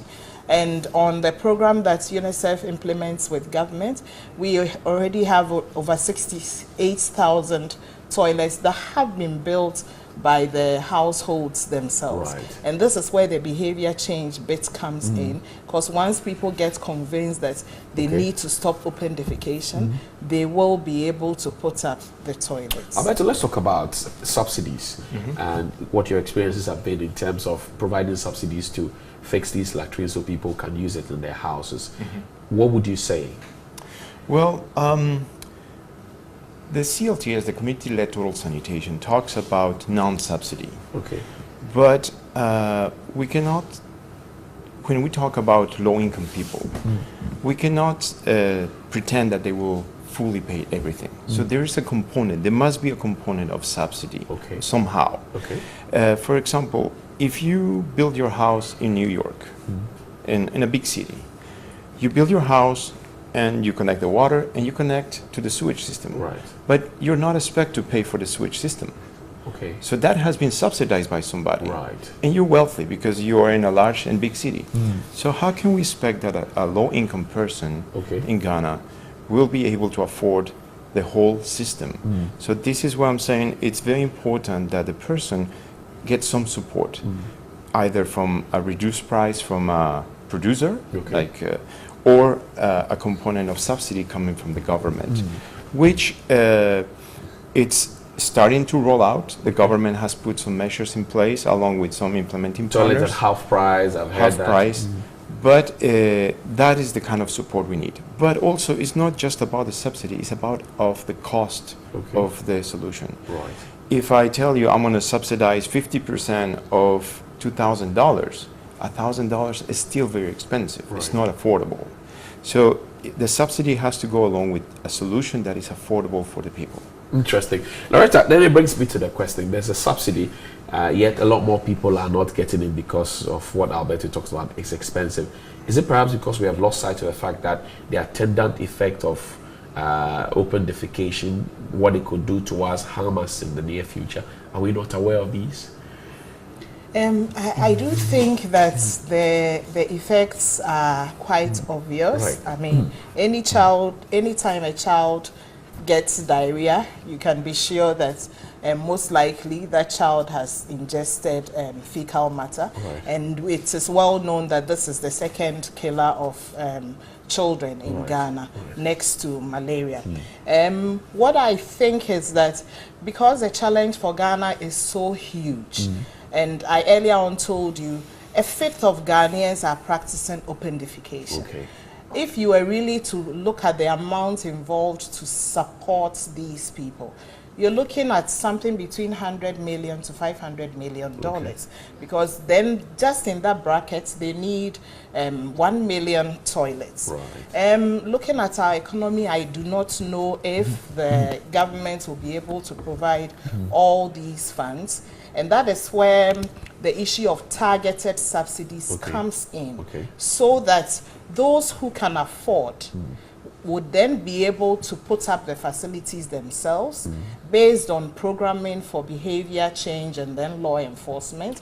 Then there may also be another group who may be able to afford in the long run but may not have the money up front. Immediately. For them, you may need to come up with a loan facility. And maybe you may have heard just a few weeks ago, we launched the Basic Sanitation Fund. Absolutely. Yes, right. so this provides those people with an opportunity to borrow and then pay later. And then still acquire sanitation facilities. And then there is that last bracket, the poorest of the poor, who may never be able to afford it themselves. They then need to be targeted properly in a way that will ensure that the others who can afford are not demotivated or do not just sit back to say we are waiting for our turn, because then our coverage will never go up the way it should. I bet you the poor, the vulnerable are usually in this particular bracket. How do we ensure that we are sustaining this through research, education, law enforcement, like she's talking about, and funding, most importantly? What's your plan? Well, there are some solutions out there. Identifying the poorest of the poor. We, in every community in Ghana, when you visit the community, people will know who are the vulnerable. Women with multiple children, or handicapped people, or elder people who have no support. So those people are the lowest bracket, as Loretta was identifying, that they need the support. And the community is ready to help and support those people. Now, we have to make the funds available to get to the lowest bracket and support them with a sustainable latrine. Another thing that I want to emphasize is... The funds from where, by the way? Well, the funds, they're international donors. As I always said, funds is not a problem. Money is not an issue. It's how that money is being spent. That is the main issue. And the allocation of those funds can go, if they are utilized properly and wisely, those funds can go where they need to go and to the bottom of the bracket. So the donor funds come in, but what contribution do you press on government to say have their own, support, that they say you're bringing 70%, they need to contribute 30%? Yes. And not to say that you are doing 100% for government. Do you drum this home to say the Minister for Sanitation and Water Resources? Yes, definitely. There have been some experiences, there's some evidence that it's working. So, and it's not that the people don't want to build their latrines or they don't want to use a latrine. It's that they don't have the means to build a latrine. And if you go to villages and you ask a person to build their own latrine with their local materials, there's just so much that they can do. And there's just so much that latrine will last. And after 3 months, 4 months, that latrine is going to collapse. And the person cannot continue to build and rebuild their latrine. So you have to give them the means to build a latrine that will last longer. Most grateful. Thank you very much. Madam Loretta, take closing thoughts from you, 30 seconds. Yes, just to say, I think we really want to study the issue of how to target properly. There's the Asian example. Where we've seen what they've been able to do, targeting the poor and the vulnerable. Can we copy from that? Yes, I think so, but it must be done with care, because one of the things that I think makes it quite interesting is that their subsidy system has not affected those who can afford. So in actual fact, those who can afford have built the toilets, and the subsidies have gone to the poorest. And this is what we need to learn. Most grateful. Thank you very much, Madam Loretta Roberts. She's the WASH specialist from UNICEF. Also, Alberto Wade is the country director of global communications, and they've been my guests talking about open defecation, sanitation, how to improve our lot. We'll come back with some more here on TV3 News. Let me say happy birthday to you, Therese Bakazi. It's your birthday today. You came back from the UK shortly to cool off in your home country. We welcome you back. If it's your birthday as well, happy birthday. See you after the break. We're throwing back, and a year ago today you saw the publication, or TV3 was in the lead of all the TV stations in Ghana. Well, 1 year down the lane, we have led up onto this point. So congratulations to us. We're happy to be in the lead for you and to be serving you every morning. Let's talk to a GMB queen from last year. Now, she represented the Greater Accra region, but now she's getting into theatre arts. Of course, she's done that all along with the University of Education. But now, welcome. Good morning. How you doing? You bring us greetings from UEW. Yeah. I see. What's happening in the theatre arts department? Okay, in the theatre arts department, we have lots of, we do lots of things. We have the event management students, we have TFD, we have directing, acting, playwriting. We do all those things in the department. Right. And then we've started our productions. That is, Anowa went last week. Okay. And then this week we have the Leopard's Choice. Then the next one comes Burning of Rats. Okay. And we use these productions to teach society. We address issues. You know, theatre is everyday life. Right. Yeah. Right. I see. So Anoa was last week. Yeah. And then we had what? We have Leopard's Choice. Leopard's Choice. When is it? Week. This week. What yeah, time? Starting from today. Starting Thursday, from Friday, today and Saturday. At the department. You are a teaching assistant. How difficult is it getting the students to rally around, to rehearse their lines, to get into character and all of that? Well, it's not easy because personally I did directing too. Right. Yeah. So you have to work with a lot of people from different backgrounds. Everybody had their own training. So at the end of the day, you realize that some would be very difficult to work with. Okay. But as a director, you should be ready to work with all of them. I see. Interesting. You should be ready to work with all of them. And it's been exciting for you. Yeah, very. Between being a beauty queen and directing people and coaching them, which is easier? I think both are easy because they are all parts of our life, our daily life. I see. Issues, yeah. How many plays in this series are we getting? We have 5 plays. 5 plays. Directed 5 different ladies. Okay. Yeah. All ladies? Yes, all Amazing. ladies. Amazing. And how much do we contribute to be part of this? We need audience. Okay. We have our audience, but we mostly hear of Legon and then Cape Coast. But a lot of people do not know that we have the Department of Theatre Arts in Winneba. Okay. Yeah. So we want to tell them that we have a department like that. There's a department they should come patronize what you do. What time does the production start? 7 p.m. 7 p.m. each night. And the rate is 5 Ghana cedis. 5 Ghana cedis only. Man, everybody should go there and join them and make sure that this is done properly. Thank you very much now for coming. And we hope to see you at the University of Education Winneba. Let me say happy birthday also to you, Daisy Fofo Latte, your mother of our own Amando here at TV3. It's your birthday, mommy. Happy birthday. If it's your birthday as well, happy birthday to you. Let's say one more time to Therese Bakazi. Happy birthday from my big sister Harriet Hughes. That's all time will allow us. We'll see you tomorrow. It's Friday. I know that if you can think it and your heart can believe it, only you can achieve it. Be good. We're gonna dance. Song.